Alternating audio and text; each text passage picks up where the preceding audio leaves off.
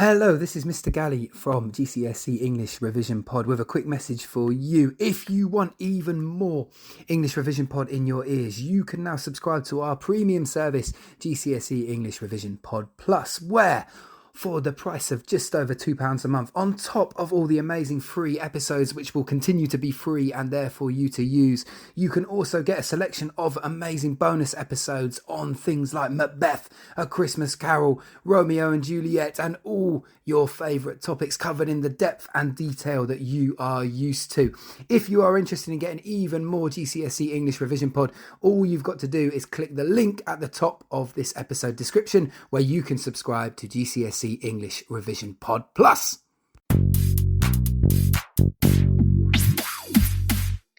Hello and welcome to GCSE English Revision Pod with myself, Mr. Galley, and my good friends, Mr. Forster. How are you doing today? Hello. And you'll be grateful to know, dear listener, that we are indeed social distancing, and there are hundreds of miles between us. Yeah, we couldn't be more socially distanced, really, which is, as I've mentioned before, which is very much how I like my relationship with you. But it was, not those dark days in my car, early mornings before school. No, they were some good recordings, weren't they, in your car? They the sound quality provided was good, I thought. But yeah, this is okay. We can continue providing content like this. And if you are joining us for the first time, this is not a podcast where we just talk about times when we used to hang out in Mr. Forster's car. This is a podcast where every episode we break down how we would write a single essay based on a possible GCSE style question. Okay. Each episode comes with a completely free handout, which can be downloaded from the description of this episode. If you have accessed this via our website, englishrevisionpod.co.uk, you will find the handouts there. If you are now listening in a podcast app, then all you've got to do is go to the description of this episode and you will find a link to the handout, which has the key vocabulary, the quotations we would use in our essay, the analysis we would do of those quotations, and of course the relevant AO3 contextual ideas as well.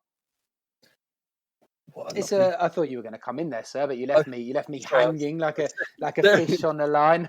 The window. That wouldn't have happened back in the car. You would have jumped in then with some kind of witty consolidation of everything I've just said. You would have what been... Mr. Galley said. Do it. Yeah, well, I mean, that was terrible, but we must carry on. So today we're bringing you another Inspector Calls episode, where we are going to look at the character of Gerald. Is that right? Yeah. So the question we're going to look at today is, how do you respond to Priestley's depiction of Gerald in an Inspector Calls?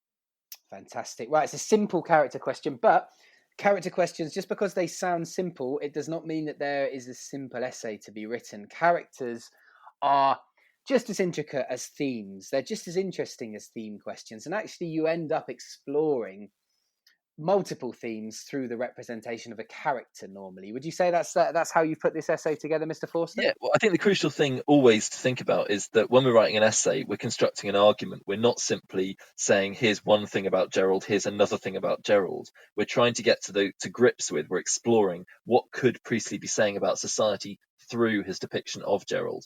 Here's one thing he could be saying, here's another. So we're constructing an argument. That is a very, very good way of putting it. And yeah, it's the classic way to get yourself stuck around those middle grades, isn't it? It's if you want to get beyond the 5s and 6s into those 7s, 8s and 9s, you have to be making an argument. You cannot just say one thing that Gerald does is this. Another thing we see Gerald do is this, and this is what it means. You have to talk about what has Priestley used the character of Gerald to teach us about the world, right? What has Priestley used this character for in order for us to learn? And this is why we bang on every episode about a thesis statement, rather than calling it an introduction where you just tell me what the text's about and give me some banal facts. What a thesis statement is trying to encourage you to do by using that language is to set up an argument, to start your exam essay by giving the examiner a sense of, well, so what? Why is this important? What's Priestley saying? Why is he saying it? Yeah, very much so. And would you? I think we can jump straight in. We only brought out an episode on Inspectacles very recently, so I don't think we need to spend too much time on that. I think we can jump straight into your thesis So, statement. thesis statement is this. In Priestley's 1945 play In Spectacles, Gerald Croft, the aristocratic fiancé of Sheila Burling, is presented in ambivalent terms. That means mixed, both good and bad. That Right. is to say, whilst he's egotistic and narcissistic and has no real moral or social epiphany, he does nonetheless show genuine emotion and feeling when learning of Eva Smith's death. In this way, he seems to represent people that, for Priestley, whilst clearly having positive qualities, are not yet ready for change, not yet ready to take on the social responsibility he believed was necessary for a better future. So in a sense, you're kind of saying that Gerald is someone who could be a good person if they were willing to learn the lessons that need to be learned. There's good in him, right? He's not a purely he's not a pure moral vacuum with nothing good to say about him, but he's someone who cannot truly become a good person because he's not willing to learn lessons that need to be learned. Yeah, a bit like yourself. I mean, incredibly cruel thing to say when I'm here trying to help you through this incredibly tricky time. I don't think people are even listening to this anymore. I think this is I think It's just us talking in a this is just vacuum. our way of coping with difficult situations. But Well, yeah, my son's go on made up then. some imaginary friends during this quarantine period, so I think this is kind of our equivalent talking to This is someone our over this the is our airwaves. equivalent of an imaginary friend. My little sister had an imaginary friend called Hem Hem, and she was just basically a vehicle of blame. So one time, my sister drew in crayon all over the wall, and then I remember my mum came in, and my sister was just like, "Oh, Hem Hem did it," but really, like she was so convinced that that was actually going to get her out of trouble. It was very it was very sweet to see her complete belief in her plan of just blaming it on this non-existent person. But yeah, my mum was able to see through it in the end. Well, in our case, it's mostly a humpback whale that appears at various points through the day. That Oh, then that's an amazing one. he then has to go off and feed it plankton or krill. That is Um, amazing. What a fantastic imaginary friend to have on the scene. he's like, "Look, a humpback whale." Anyway, we're getting off the point. So Slightly. Um, so our argument, we're looking at the presentation of Gerald, and our overall argument is that he's presented in ambivalent terms, both positive and negative. So our first paragraph, our first section of the essay, we're going to look at this. So from the beginning of the play, Priestley emphasizes Gerald's privilege and power as an urbane aristocrat in late Edwardian society. So to put that in layman's terms, he's a bit of a man about town, Gerald. His life is pretty enjoyable. He's able to sort of swagger around Brumley, enjoying all the perks of being a rich, attractive young man at the time. Yeah, so urbane is a really useful adjective for Gerald. It means like refined, courteous, bit like me. Um, Mm. But I think the crucial thing here is that if we look at the opening stage directions, he's described as an attractive chap of about 30, a dandy, an easy-bred young man about town. What do they suggest to you, Mr. Galley? Those Well, stage I directions? think, I mean, life's been quite good to him, right? You know, we can infer from the word attractive that he's perhaps taken advantage of this attractiveness. He's perhaps enjoyed himself with the women of the town, which is certainly consolidated by the word dandy, which means like a kind of would player be Yeah, the closest womanizer. modern equivalent? Yeah, Womanizer. womanizer. So clearly someone who's aware of his own attractiveness and plays Yeah. upon it. Um, Plays upon it. And yeah, life has not been cruel to old Gerald, has he? He's not really struggled. He's not suffered much hardship, I don't think. He's and enjoyed all the treats that life has brought him, he's enjoyed. both from his gender and his social class. And I think the latter point about his social class is important from the first line of the play. The first line of the play is Mr. Burling, the ingratiating Mr. Burling. So that's he's trying to get the approval of someone, telling Right. Gerald that the port he has is the same as that bought by Lord Croft, Gerald's father. He goes on to say that you're the kind of son-in-law I always wanted. There's the sense that even though Mr. Burling is older than Gerald, even though Mr. Burling is wealthy, as an upper middle class man, he sees Gerald as this aspirational figure.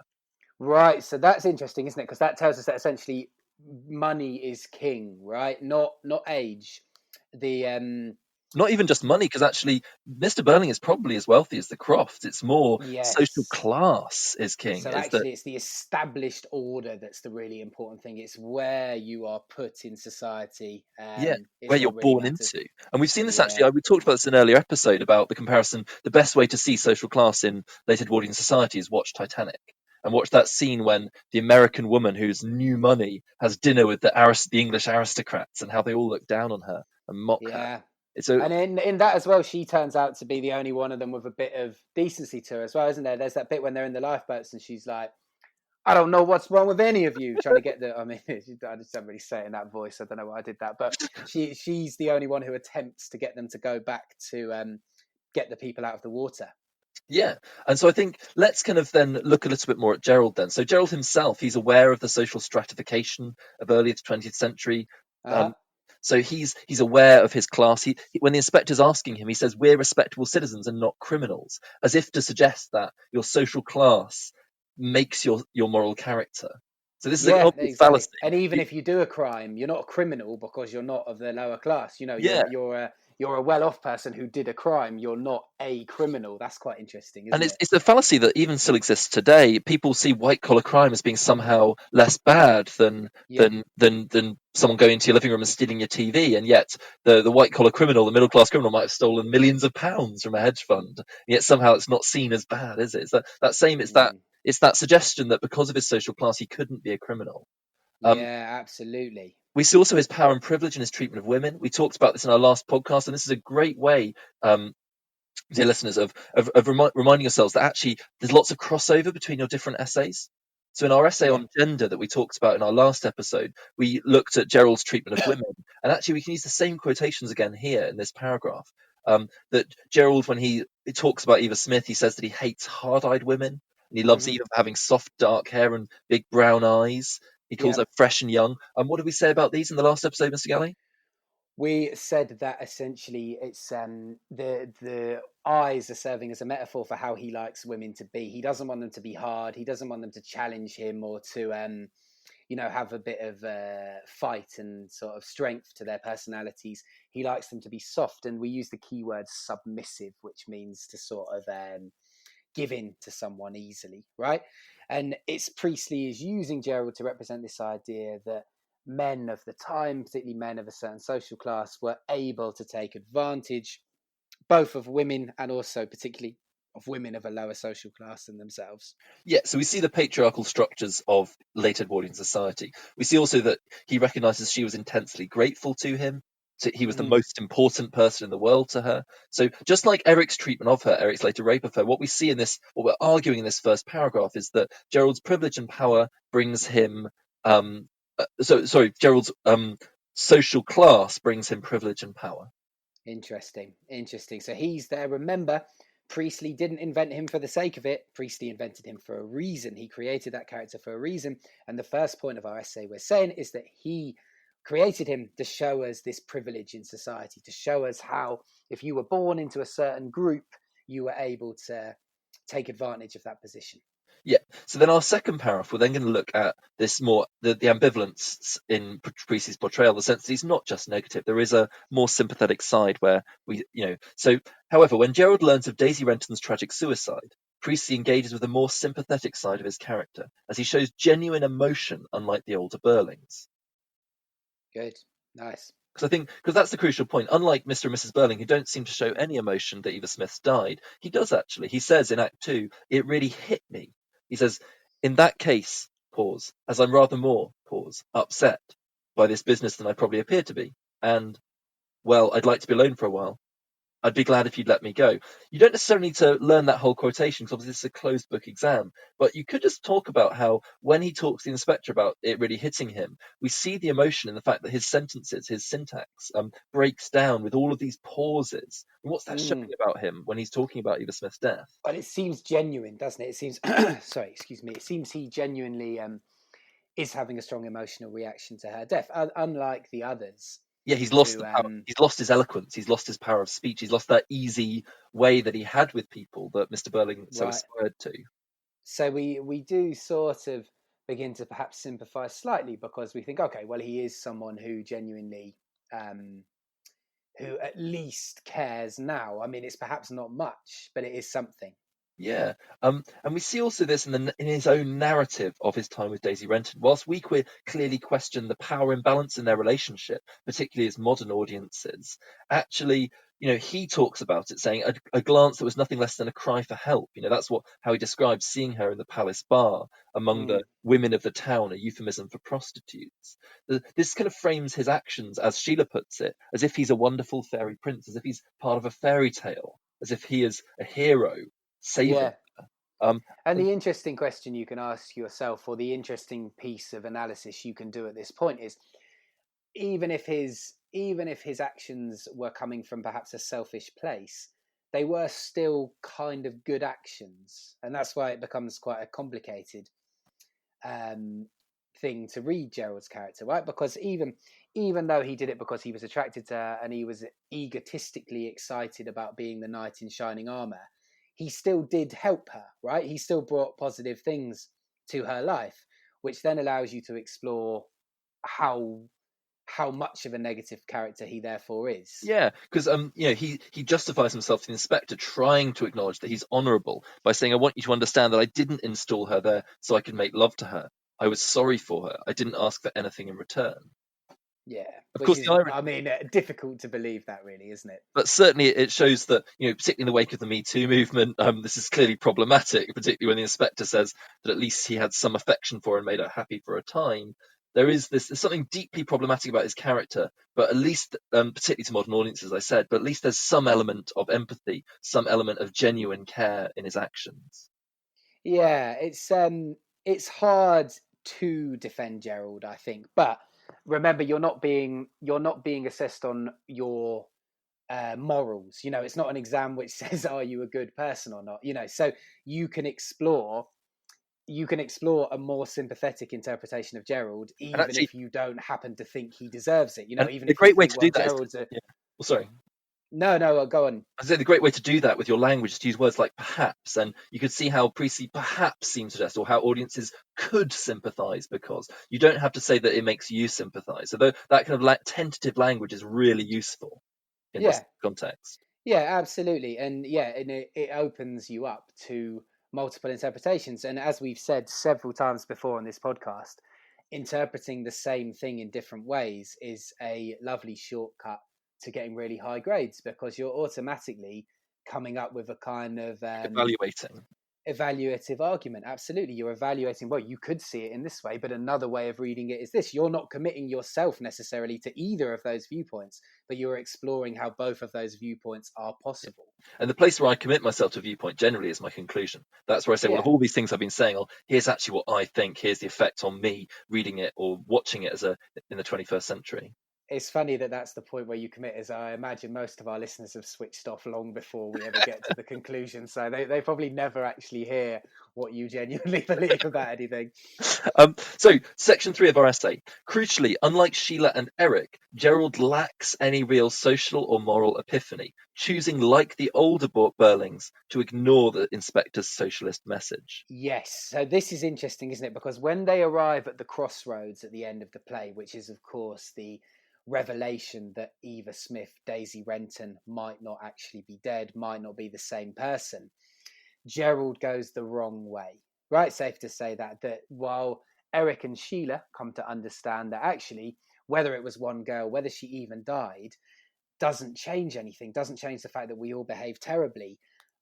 Gerald comes down on the other side of the argument, which is, well, actually, no, this is an opportunity to get ourselves out of trouble.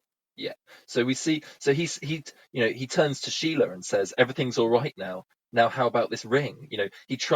As if to suggest that his actions, which certainly he did do, um, were unimportant now that he's learnt that perhaps Gould wasn't a police officer and that there was no proof it was the same photograph and therefore no proof that it was the same girl.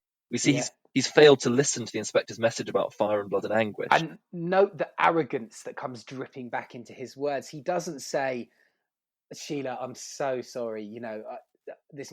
I've betrayed you.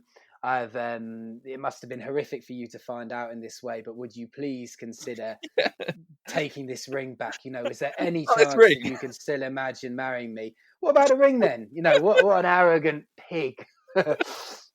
I know. It's quite a funny moment when you think of those terms, isn't it? Yeah, And, goodness me. and this ties in with something that I've banged on about before, which is the influence of Ouspensky's theory on Priestley.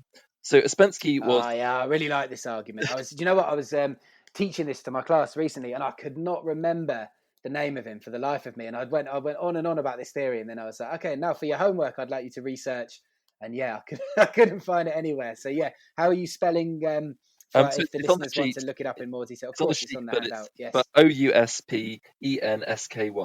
and it's one of the most interesting ways of reading an Inspector Calls, I think. Yeah, So because very, very much worth doing a bit of research on that. Ouspensky was a philosopher who argued that when we die, we re-enter our life once again from the beginning, unless we learn from our mistakes. So the sense that actually our lives become this kind of hell for Ouspensky is the suggestion of just reliving your entire everything you did that was wrong until Mm, you make the right decisions. And Priestley was certainly interested. He was reading about this when he was writing this play, and actually you can see the influence on the play, isn't it? That actually Gerald, he tries to get back to how things were. And just mm, then, as the ultimate twist in the spectacles, is that the telephone call at the end is of a girl being sent to the infirmary. There's a sense that Gerald, like the older Burlings, is trapped in this, what Spencer might have called this kind of cyclical nature of making the same decisions, the yeah. same wrong decisions again and again and again. Unable to free themselves from this loop that they have entered into. And I think the final point for the essay for me really is to think about the fact that the lighting in this play, we talked about this before, is a really useful symbol to look at. It's pink and intimate at the start. When the inspector comes in, it's brighter and harder. And we talked about the Mm, connotations of that. The pink and intimate world at the start of the play that the inspector shines the light of reality upon is mm. this artificial place that doesn't see the realities of society. And the older Burlings and Gerald, they choose never to leave this world.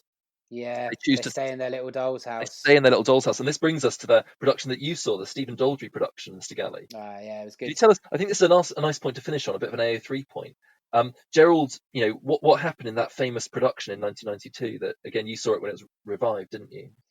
Well, the Burling's house is an kind of elevated doll's house looking thing in the middle of this kind of pockmarked, cratered, almost warlike environment in which you've got sort of young urchin looking children, sort of homeless children running around in it, and general signs of poverty. And the Burling's house is elevated above that, but it looks artificial. It looks like this sort of pretend toy house. And at the end, quite strikingly, it actually rises up on a sort of hydraulic mechanism, and the house all falls apart and sort of explodes onto the stage. And it's very visually striking. I think that's a great AO3 point to finish on because it's the sense that actually for people like Gerald, the only thing Priestley is arguing, and kind of Daldry, the director, is arguing in his production, the only thing that will make them aware of the reality of the world is fire and blood and anguish. It's the Yeah, Second World War. yeah, absolutely. They were too Two wrapped up in the way everything was. So ultimately, then we're saying, there's there are hints of a better side of Gerald, but ultimately his capitalist beliefs and his refusal to change curse him in the same way they curse the older Burlings, and he, in spite of being young, doesn't take the opportunity that the other younger characters take, and doesn't become this better person with a chance of escaping yeah. this terrible world. And the irony is, of course, it's the two world wars that bring about a huge change to the English class system. If you want to Yeah. see an amazing novel on that, read Brideshead Revisited by Evelyn Waugh during this period of quarantine. And what you'll Mm, see is the end of the aristocratic class and what the world wars do to that. Because in that novel, it looks at the plight of Sebastian Flyte as this privileged young aristocratic Oxford student, and then looking at this the narrator's return to Brideshead, their house, and what's changed with after the Second World War and how the social classes have interesting. changed. That would be a brilliant piece of reading to do if you're stuck at home and Bit bored. of bit of wider reading. Well, thank you for joining us today. We, as ever, you can access all of our resources at englishrevisionpod.co.uk, where you will find episodes on Inspector Calls, Macbeth, Christmas Carol, Romeo and Juliet, language papers, power and conflict poetry, Jekyll and Hyde. We've got huge amount of revision pods on there for you to use and hopefully help with your revision. You can follow us on Twitter, please do, at GRevisionPod, which is where we always announce new episodes and things like this. And Mr. Forster, where can they email us if they want to get in touch directly? EnglishRevisionPod@gmail.com. Very nice. Thank you for joining us today, and we hope you and your families are, of course, keeping well during this incredibly difficult time. And we very much hope to see you again on GCSE English Revision Pod.